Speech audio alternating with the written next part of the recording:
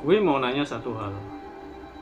Kenapa ya orang yang paling disiplin soal uang selalu dibilang pelit, nggak asik, terlalu perhitungan. Tapi anehnya, 10 tahun kemudian, hidup mereka jauh lebih aman dibanding yang paling royal. Hari ini kita buka satu hal pahit. Disiplin itu nggak keren di mata sosial, tapi mematikan di jangka panjang.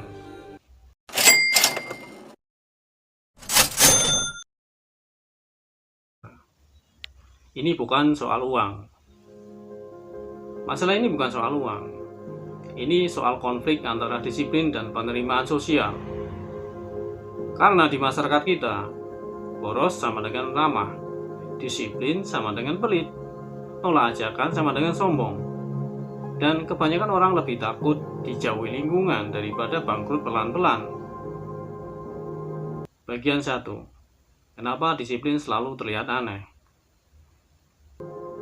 Disiplin itu sunyi. Orang disiplin gak banyak cerita, gak banyak pamer, sering bilang gak dulu lah. Dan itu bikin gak nyaman bro. Karena disiplin itu cermin. Dia nunjukin pilihan yang orang lain gak mau ambil. Makanya reaksi paling umum bukan kagum, tapi mengejek. Hidup kok ribet, santai dikit apa? Uang dicari buat dinikmati bro. Padahal kenyataannya, orang disiplin bukan gak nikmatin hidup. Mereka cuma nikmatinya beda timeline. Analisis sosial. Masyarakat suka konsumsi, tapi benci konsekuensi. Disiplin itu mengganggu ilusi. Semua akan baik-baik saja. Padahal dunia nyata nggak kerja begitu bro. Bagian 2. Disiplin vs gengsi. Ini bagian yang bikin banyak orang gagal naik kelas. Gengsi. Orang lebih rela ikut patungan yang nggak sanggup, beli barang demi citra, hidup di luar kemampuan, daripada dibilang, kok lu pelit sih sekarang? Masalahnya, gengsi itu mahal bro, dan nggak pernah masuk neraca aset. Aset analis nggak nanya, orang bakal mikir apa.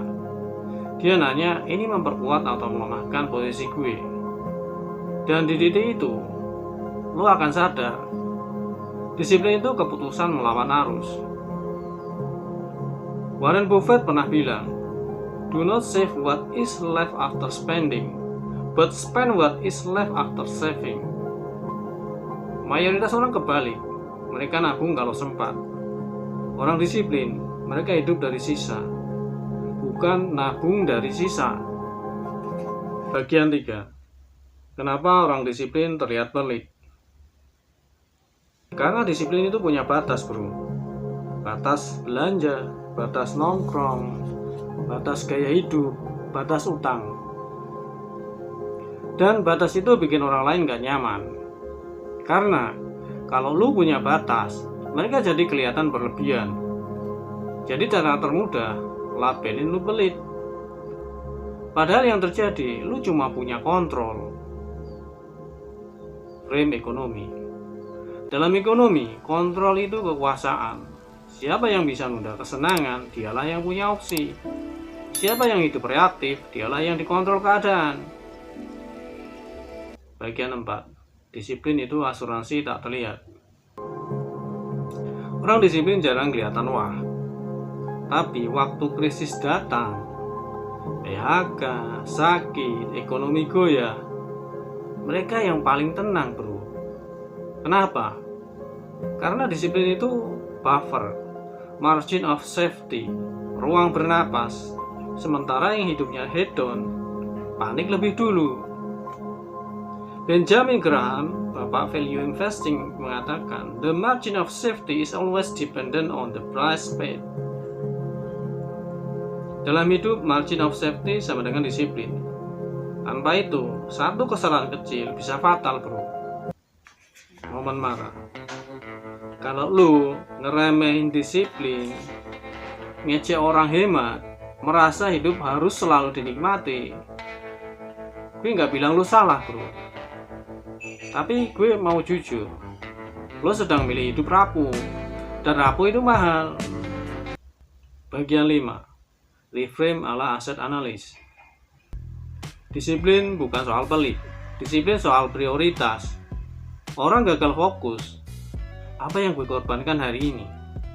Orang naik kelas fokus, apa yang gue lindungi jangka panjang? Disiplin itu bilang tidak sekarang, supaya punya bebas nanti. Closing. Mungkin hari ini lu dibilang pelit. Mungkin lu hari ini kelihatan aneh. Mungkin lu nggak ikut semua kesenangan. Tapi 10 tahun lagi, satu-satunya pertanyaan penting, siapa yang punya pilihan hidup lebih banyak?